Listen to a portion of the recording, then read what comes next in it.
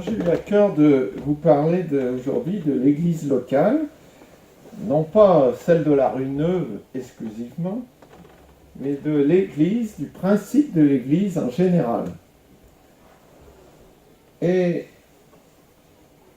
je me suis parfois appuyé sur un livre qui s'appelle « Être membre d'une église ». Sortez de votre tête la notion d'être membre d'une association. Membre, c'est-à-dire être attaché à une église locale. L'aspect membre associatif, c'est d'abord pour une question de loi. Voilà. Et ce livre, entre autres, nous dit ceci: l'église locale est au cœur des projets de Dieu pour le monde. Elle est au cœur de l'évangile. C'est une famille. Jésus l'a instituée et lui a donné autorité sur terre pour confirmer et façonner sur terre ma vie chrétienne et la vôtre. C'est une autorité institutionnelle parce que Jésus l'a instituée avec autorité. Or, depuis déjà pas mal d'années, mais de plus en plus au fil des années, je pense que, et je ne suis pas seul, à penser que l'église locale est en concurrence avec beaucoup de choses, à savoir bien sûr la vie professionnelle. Vous savez, c'était classique avant de travailler dans le village ou la ville où on habitait. Et puis maintenant, beaucoup de personnes font des dizaines de kilomètres pour aller au travail. Mais aussi la société, la vie sociale et familiale est en concurrence avec l'église locale. Et je vous étonnerai peut-être en vous disant que l'église locale est aussi en concurrence avec l'église universelle. Qu'est-ce que ça veut dire? Ça veut dire qu'il y a des bienfaits dus au monde d'aujourd'hui, par exemple les messages sur Internet, qui sont très profitables, mais qui sont aussi un risque qu'on ne se déplace plus à l'église locale, parce qu'on a tout par un clic dans notre salon. Et cette église locale est aussi, encore plus étonnant, en concurrence avec les œuvres issues de cette église. C'est-à-dire qu'on est parfois tellement occupé par les bonnes choses que le Seigneur a mis sur notre chemin, que l'on oublie le centre, c'est-à-dire l'église locale. Vous savez, du temps des églises primitives, l'étranger, c'était le village d'à côté. Dans nos campagnes, c'est encore pas très vieux. Hein, surtout si c'est côté Ardèche ou côté Haute-Loire. Alors là, il y a une frontière invisible. Et pourtant, on doit s'intéresser aux autres églises locales. On doit porter un intérêt. Vous savez, c'est célèbre. Par exemple, en Colossiens 4, verset 16, Paul dit « Lorsque cette lettre aura été lue chez vous, faites en sorte qu'elle soit aussi lue dans l'église de Laodicée et que vous lisiez à votre tour celle qui vous arrivera de Laodicée. » Il y a donc un intérêt nécessaire pour nos frères et sœurs des autres églises locales. Mais il y a pourtant un risque, celui de se disperser. Et on sait bien que quand on se disperse, on dit le proverbe que si on court plusieurs lièvres, on n'en attrape aucun. En fait, le phénomène, ce souci s'est accentué, entre autres, je dirais grâce, mais ce n'est peut-être pas une grâce, aux moyens de communication, de transport. Et donc, nous avons tout à portée de main, à portée de clic. Mais en contrepartie, nous risquons le virus, la grippe aviaire, par exemple, mais aussi l'ambroisie qui est arrivée à Lyon par l'aéroport Saint-Exupéry et qui est arrivée jusqu'au Chambon, et même le frelon asiatique. Ainsi, nous sommes saturés d'informations, mais aussi de sollicitations, et même par les choses les plus nobles de l'Évangile qu'il soit. Et il nous faut faire un tri. Je voulais vous lire aussi cette prochaine diapo. Ça va pas, lance.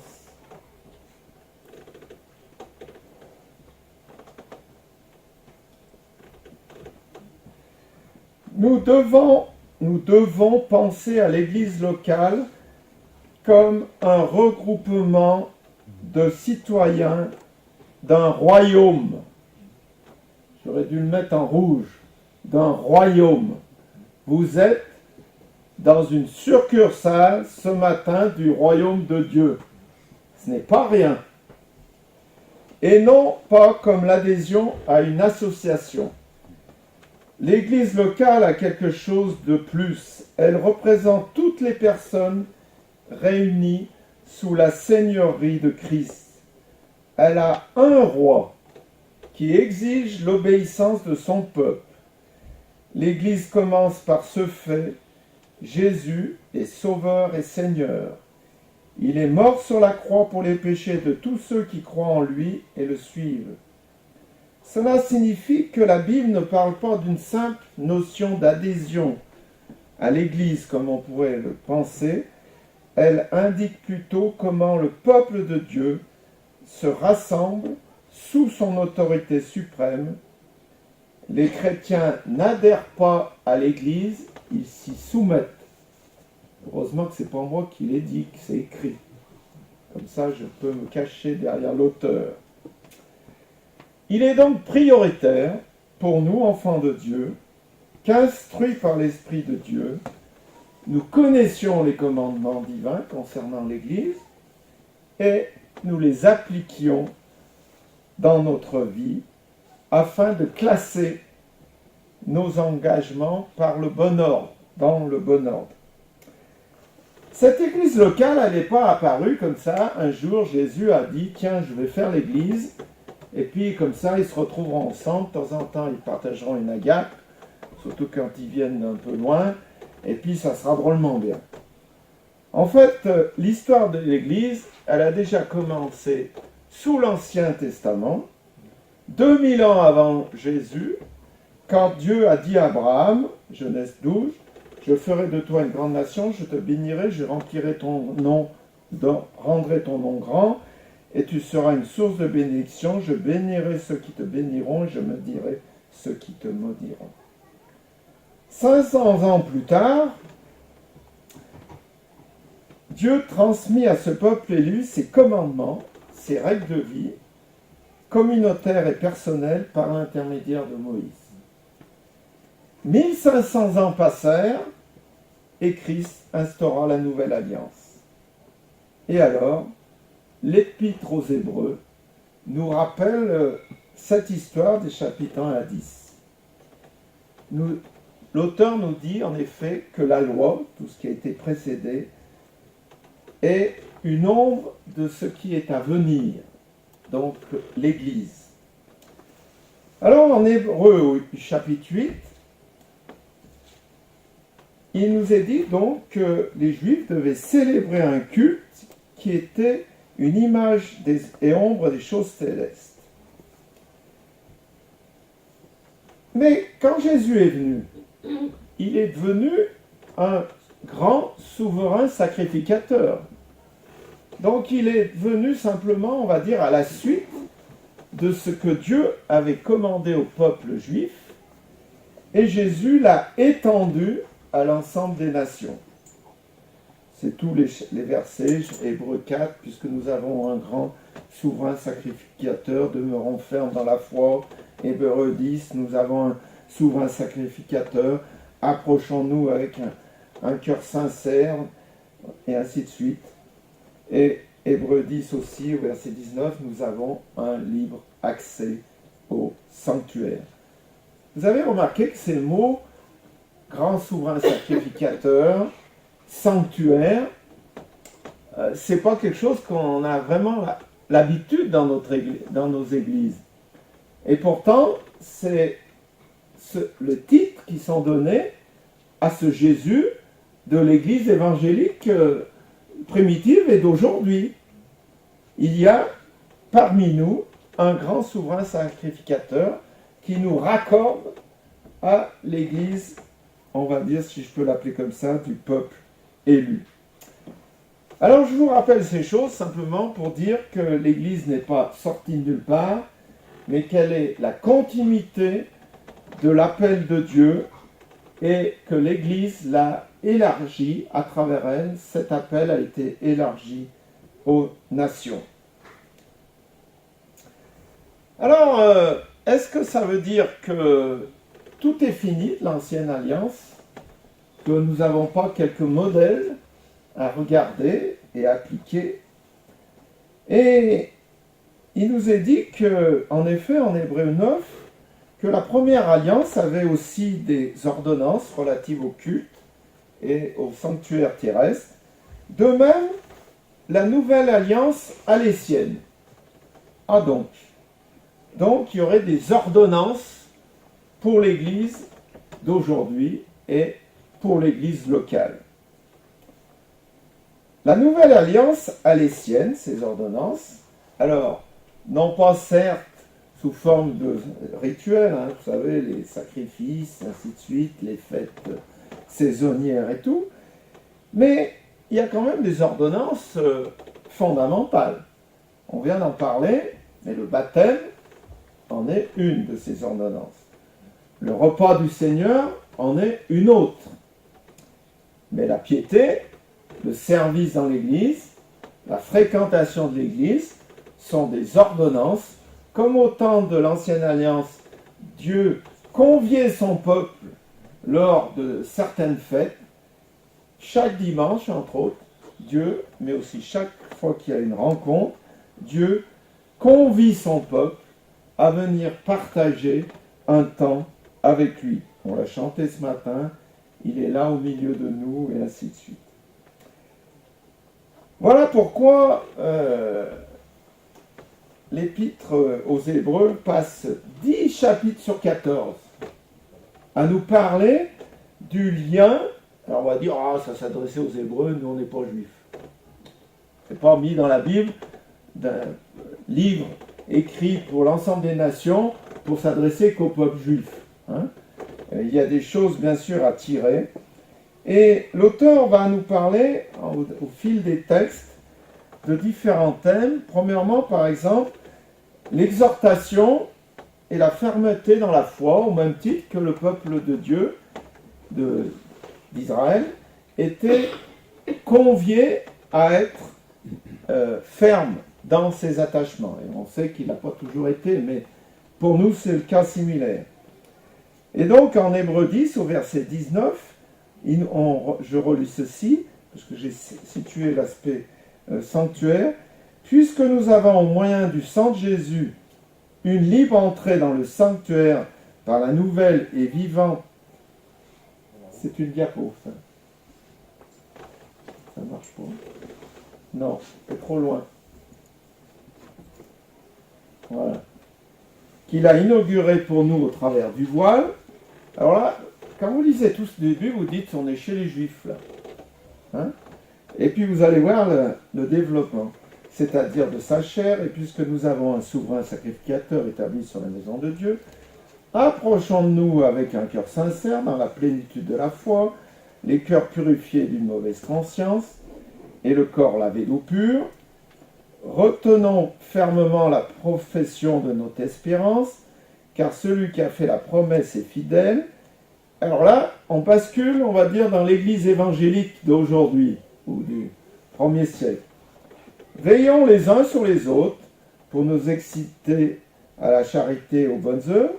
N'abandonnons pas notre assemblée, on ne parle plus de la question du peuple élu d'Israël, comme c'est la coutume de quelques-uns, mais exhortons-nous réciproquement, et cela d'autant plus que nous voyons s'approcher le jour. On vient de nous parler du jour avec un grand J.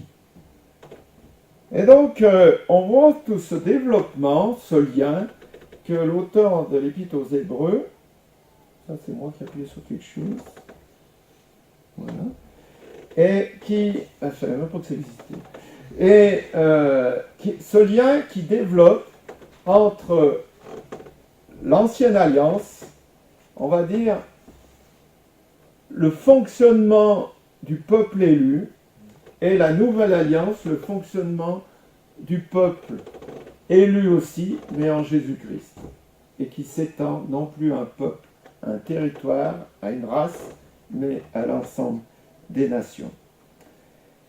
Et cet épître aux Hébreux nous dit, bien sûr vous connaissez, je pense tous, l'exemple de Hébreux 11, ces hommes de l'ancienne alliance qui ont vécu des choses extraordinaires, des délivrances, et d'autres ont subi le martyre.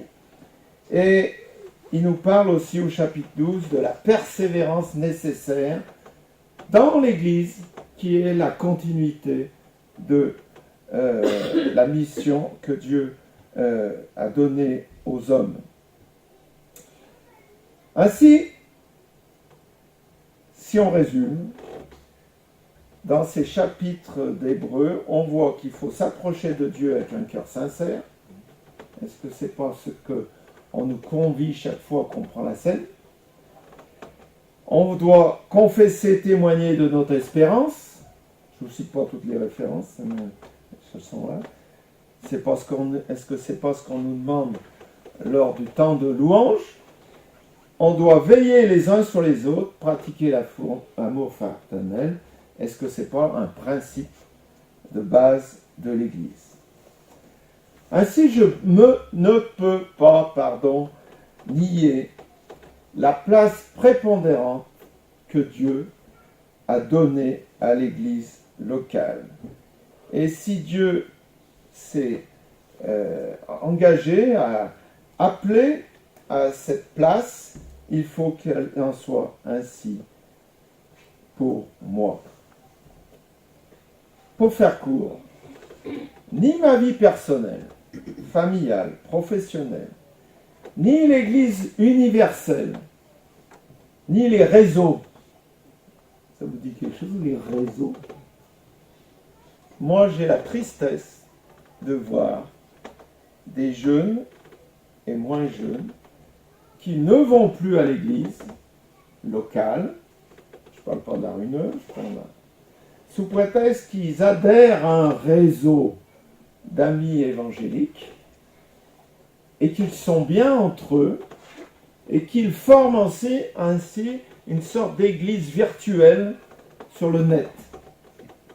Et donc ils ne se déplacent plus au culte parce qu'ils cliquent, ils ont un message, ils cliquent, ils ont des chansons, des chants de louanges, ils cliquent et ils ont un forum sur Internet.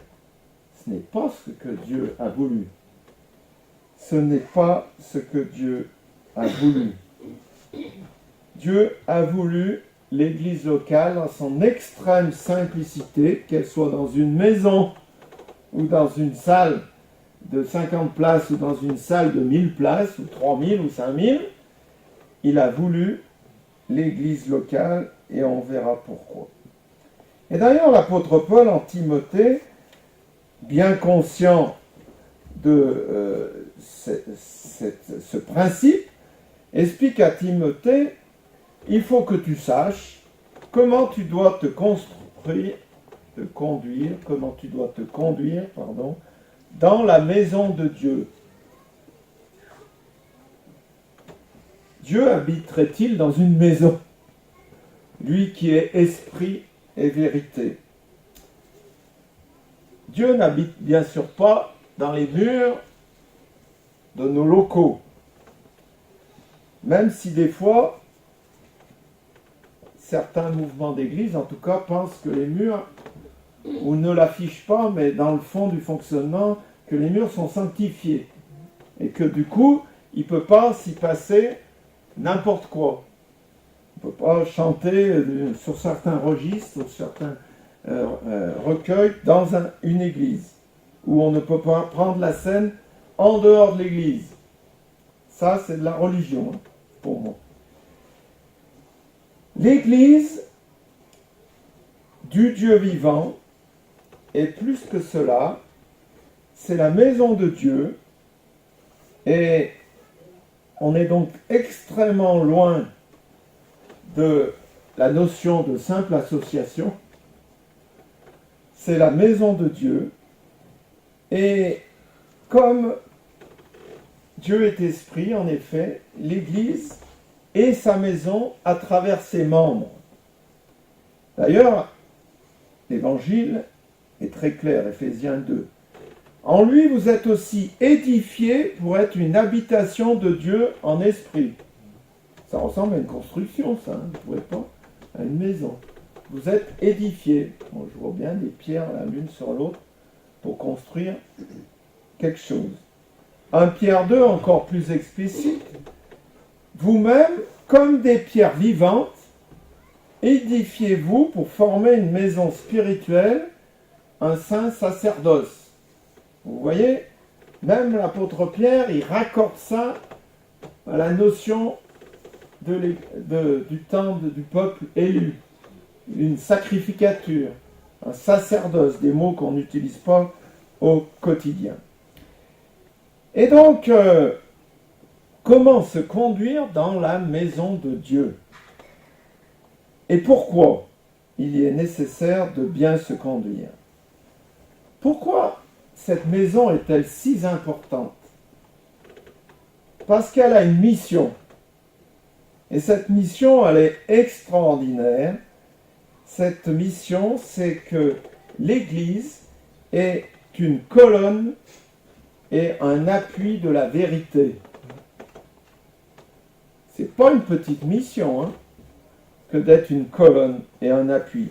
Alors vous savez sûrement, vous rappelez, qu'il est cité des apôtres qui ont été des colonnes de l'Église primitive. Moi, quand je vois une colonne, je pense à... Hein, ils en avaient sur le dos, hein. Ok, donc, il est dit de Jacques, Céphas, les gens qui sont regardés comme des colonnes. C'était la continuité de l'image qui a été mal comprise quand Jésus a dit à Pierre, sur cette pierre je bâtirai mon église. Mais c'était ce principe-là. Et donc, cette église est une colonne, un appui de la vérité. Et pour le raccorder à l'Ancienne Alliance, vous savez, dans l'Ancienne Alliance, les prophètes, entre autres, ils dressaient des autels. Dieu leur demandait. Attention, hein, il y avait ceux qui n'avaient pas été demandés, alors ça n'allait pas du tout. Hein. Et ces autels, ils servaient à quoi? C'était des lieux où on pouvait se remémorer ce que Dieu avait fait à cet endroit. Vous savez, par exemple, l'exemple de la traversée du Jourdain.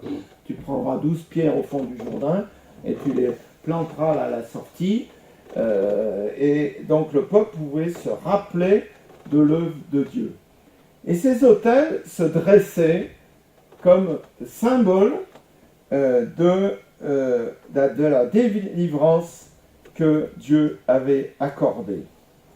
Et l'Église locale et l'Église évangélique, ou de l'Évangile, doit comme ainsi, avec ces pierres vivantes, se dresser, s'élever, ça a été cité, puisque en Éphésiens 2, il est dit « L'édifice bien coordonné s'élève pour être un temple saint dans le Seigneur. » L'Église est faite pour être vue. Ok? Vue. C'est pour ça que je pense que viendra un jour, dans le Chambon, il faudra qu'on voit un peu mieux l'église locale de la rue Neuve, personnellement. À travers des stands, des choses comme ça, ce qu'on fait en ville, pour que les gens voient, un peu comme ces clochers, vous savez, ces clochers que l'on fait, les premiers chrétiens, ça avait un symbole là-dedans, hein, c'est qu'on voyait où était le lieu du culte, même si après il y a eu les dérives. Alors, comment élever une maison spirituelle avec des pierres vivantes, les hommes et femmes que vous êtes, que je suis, au nom du sacrifice de Jésus-Christ? Comment élever une maison spirituelle si je suis absent ou si je marche en ordre dispersé? Mes amis qui sont chrétiens de réseau évangélique et qui ne vont pas au culte n'élèvent pas une maison spirituelle visible. Éphésiens 4 nous dit que tout le corps des chrétiens, bien coordonné, formant un solide assemblage, vous n'allez pas me dire que ça ne ressemble pas à une maison tout ça, tire son accroissement selon la force qui convient à chacune de ses parties et s'édifie lui-même dans la charité, dans l'amour partagé.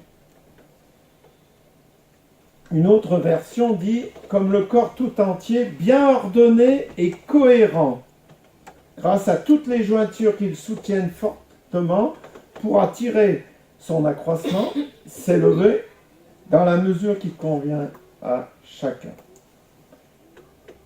En pratique, chaque fois que je suis absent d'une rencontre de l'église locale, je suis un manque pour moi et pour les autres. Moi, je me régale, comme ce matin, et je pense que vous en êtes tous pareils, de ces chants, de ces prières, que l'Esprit conduit et initie dans les cœurs de mes frères et sœurs, et je serais trop malheureux que d'échapper à tout ça. J'ai besoin de mes frères et sœurs. Ils m'encouragent, me renouvellent, mais aussi me gardent et me disciplinent.